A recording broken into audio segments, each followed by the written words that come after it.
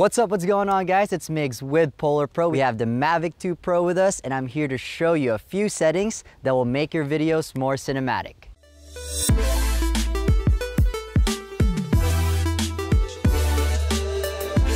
The first setting we're gonna talk about is gimbal speed. We know that getting the perfect shot is very important, so you might be going on a flight path, but the composition is a little off, so you're gonna need to tilt your camera up or down. You do this by using the tilt wheel on the left side of the controller, but out of the box, the gimbal's tilt sensitivity is a little stronger than normal.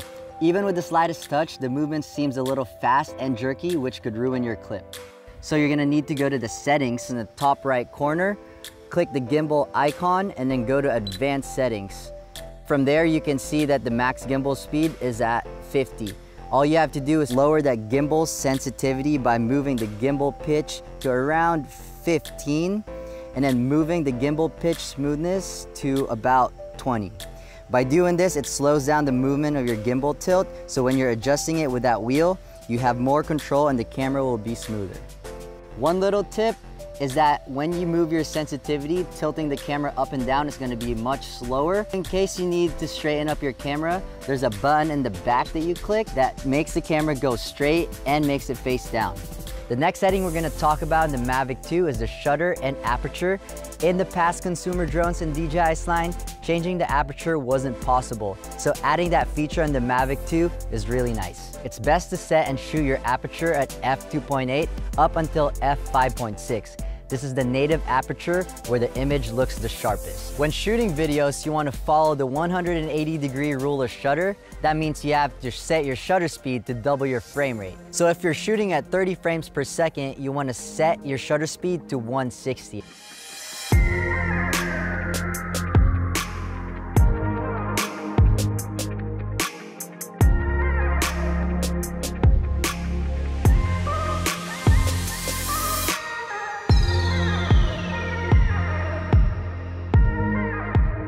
The problem with past drones before aperture controls was setting the perfect exposure on bright days.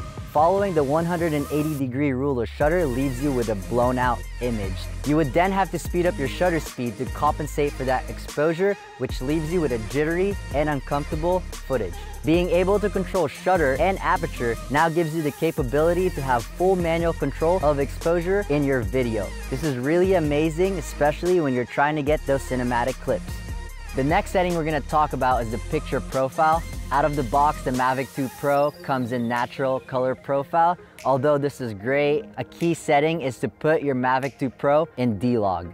So what D-Log does is it increases the dynamic range and gives you a flatter color profile, so you have more freedom and control when grading in post. So one quick note is when you're running D-Log, the Mavic 2 will need to switch to H.265, which is more compressed than H.264. That means that your workstation will be working a lot harder uncompressing these files and when it's reading it. So to be able to get to these settings, all you would have to do is go to the camera settings, hit the style button, and change the picture profile to D-Log.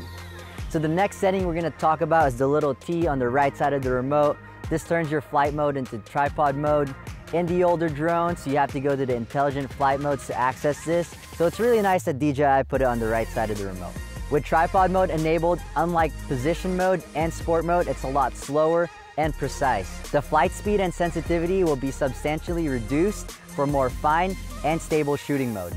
As you can see here, I have the sticks fully pressed down and the Mavic is going at a stable speed, completely opposite of what it would do if it's in sport mode. When getting cinematic footage, this setting is really important because it gives you the ability to have precise movements and it takes away the jerky feeling when flying. Alright, so that's a wrap. Those are a few important settings that you should keep in mind when filming a cinematic video with your Mavic 2. You guys already know the drill. If you haven't already, make sure you hit that subscribe button to keep up with our adventures. It's Migs with Polar Pro signing out, and I will see you guys on the next one. Peace.